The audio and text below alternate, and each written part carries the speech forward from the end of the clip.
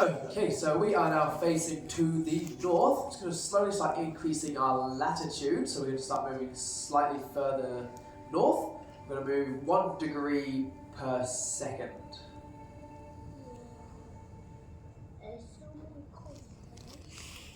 There we go. So these orange constellations here are northern hemisphere constellations. We can see Ursa Major here coming up, which is home to the Big Dipper.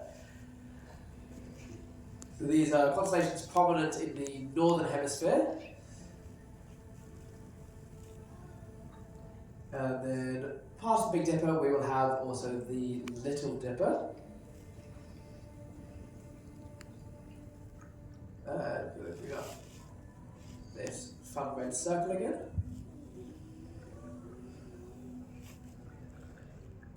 There we go. So, got the handle of the pot going towards the body of the pot here for the Big Dipper, and the Little Dipper. We've got the little pot here going towards the handle.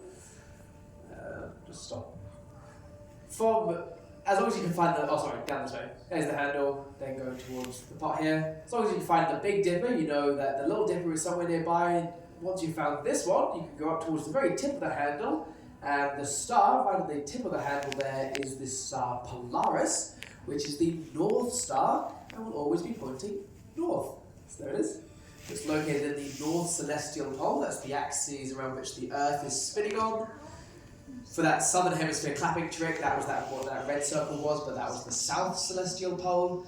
So you've got the Polaris North Star there in the centre. So that will always be facing north as long as you can find that one star. And yeah, there's the Big Dipper. Yeah. Thank you.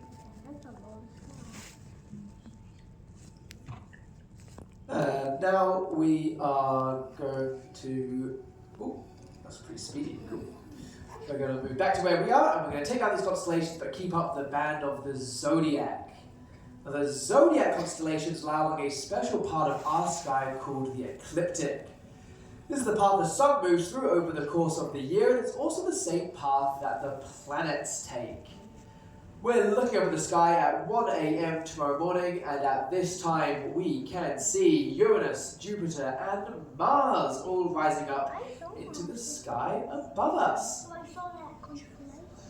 Now, if we'd like to have a very quick fly out to Mars and then fly out to Voyager 1, what we'll have to do is actually lift off from Earth and have a look at things from a different perspective. So we'll start by turning to face toward the center of our solar system, and then we will head on out.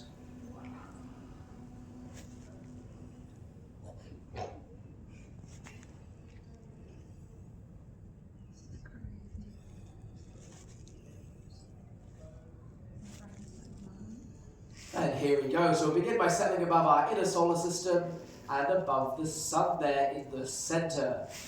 Otherwise called Tamanui Terra, the sun is a giant ball of super hot plasma that gives us most of our light and heat. And from here we can see our 4 inner planets, including our planet Earth, the third rock from the sun.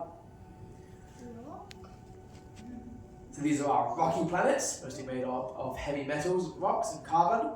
And then we have our gas giants, Jupiter and Saturn, mainly made up of hydrogen and helium. And then you've got our ice giants, Uranus and Neptune, which also contain a lot of hydrogen, helium, and a lot of other gases frozen into frozen form, such as methane.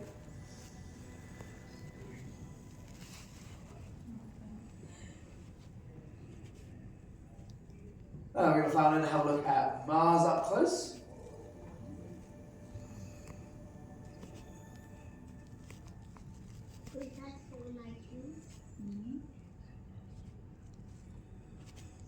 And here we go. So flying in on the 4th planet from the sun. Mars here is named after the Roman god of war. That's because its reddish appearance, which was thought to represent spilled blood on the battlefield. In reality, the colour of the Martian planet here is due to iron oxide on its surface. So basically the planet is covered in a layer of rust. Now on Mars, it also has polar ice caps, which grow in the winter and shrink in the summer. And Mars has seasons, very similar to the Earth, as its tilt is similar, so close to that 27-degree tilt that we're on. So when we're tilted towards the sun, it's summer, and tilted towards away from the sun, it's winter. Mars gets a similar thing, and these ice caps are affected. There's actually so much water contained within these ice caps that if you manage to melt them completely, the entire planet could be covered in an ocean of water 6 meters deep. And there have been many theories over time about aliens living on Mars and even invading the Earth on Mars, and that was ever since the, I think, late 19th century, so 1800s, when astronomers looking through their telescopes thought they could see manually dug canals on the surface of the planet. In reality, that just turned out to be an optical illusion.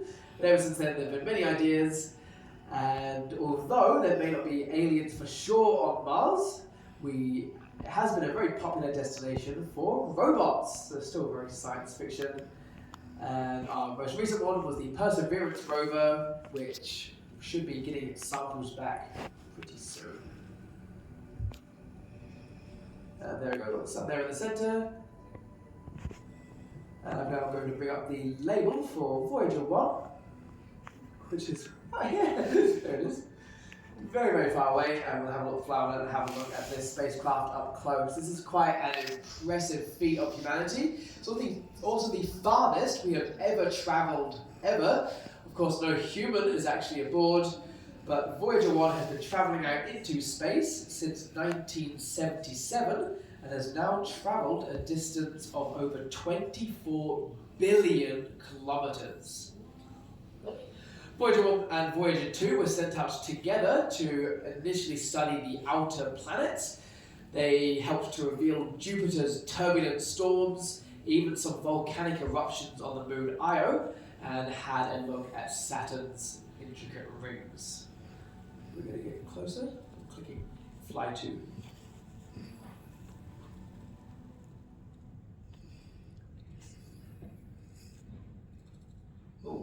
Oh, fly.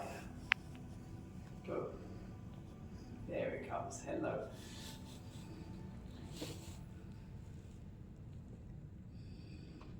Now, Voyager 1's mission was expanded in 2012. That's when Voyager 1 became the first human-made craft to enter interstellar space, voyaging beyond the sun's outer sort of influence. It's out beyond something called the heliosheath, which is the part of the sun's influence